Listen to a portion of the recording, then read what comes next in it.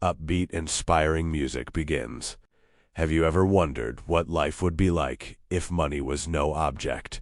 Not because you had an infinite amount, but because you had none at all? For most of us, that's a terrifying thought, but for Alex, it was the start of an extraordinary adventure. It began on a crisp autumn morning, with the city buzzing around him.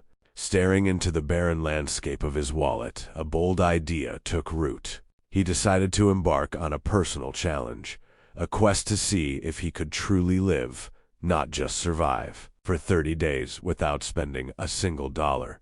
His goal wasn't just to prove it could be done, but to rediscover what it truly means to be rich in a world obsessed with currency. The first few days were a jarring reality check.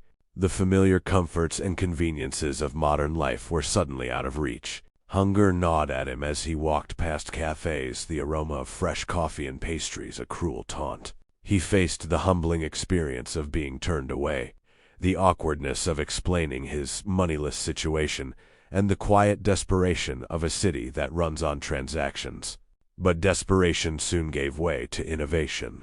Alex began to see the world not as a marketplace, but as a network of skills and needs. He started small, offering to help a local baker with their morning prep in exchange for day-old bread.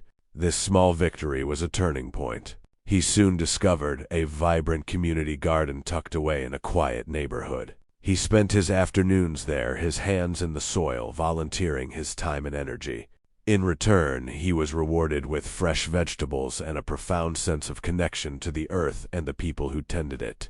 He learned to repair bicycles, trading his mechanical skills for a hot meal or a place to charge his phone. His days became a dynamic tapestry of bartering, volunteering, and creative problem-solving. He was building a new kind of wealth, one based on trust, skill, and human connection, not paper bills. Just as he was hitting his stride, his journey faced its ultimate test. He received a frantic call from a close friend whose car had broken down miles from home. With a crucial job interview just hours away, it was a problem a quick taxi ride or a call to a mechanic could easily solve, but for Alex those options were off the table. Panic flickered but was quickly replaced by a steely resolve. This was the moment his new life had prepared him for. He couldn't just throw money at the problem. He had to use his resourcefulness and the network he had so carefully built. He called the baker, who knew a guy who ran a small towing service.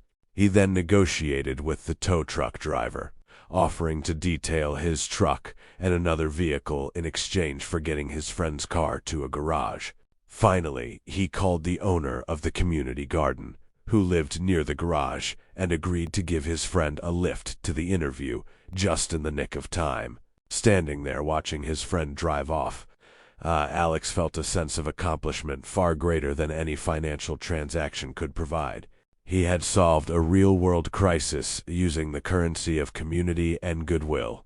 As the 30th day drew to a close, Alex stood on that same bustling street corner where his journey began. The city hadn't changed, but he had discovered that true wealth isn't stored in a bank account, but is cultivated in the relationships we build and the skills we share. This grand experiment taught him a lesson far more valuable than any amount of money ever could. Inspiring music swells and fades.